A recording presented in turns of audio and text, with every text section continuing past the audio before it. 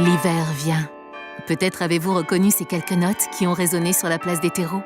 Contrairement aux idées reçues, la musique de carillon peut être originale, belle et variée. Mais qui mieux que Charles Desrets, maître carillonneur et carillonneur officiel actuel de la ville de Lyon, pour nous en faire la démonstration.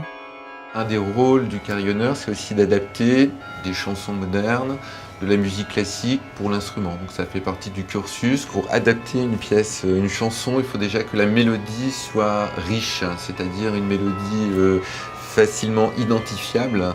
Les musiques répétitives, c'est très difficile à rendre au carillon. En revanche, les musiques style Charles Aznavour, Barbara, des très jolies mélodies, c'est vraiment idéal pour les retranscrire sur le carillon.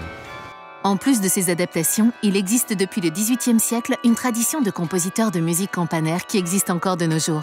Le carillonneur a le loisir de jouer des nuances, donc ça peut être très doux, piano, un peu plus fort, mezzo forte, ou alors très fort, forte.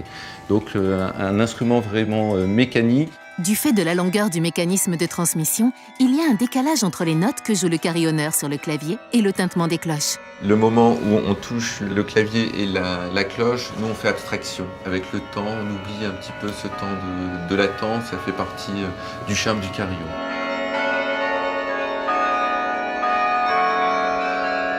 On a des claviers d'études pour nous entraîner au niveau de tout ce qui est mécanique. Donc les claviers d'études, c'est exactement le même instrument, sauf que les cloches sont soit remplacées par un ordinateur qui donne un son de cloche, ou alors par un système de xylophone qui donne un son un peu comme les vibraphones dans les orchestres, et donc qui permet d'affiner un petit peu notre technique sans ennuyer trop les gens qui habitent autour du carillon. Et donc ça permet de nous ajuster et puis donc de pouvoir faire des productions assez intéressantes.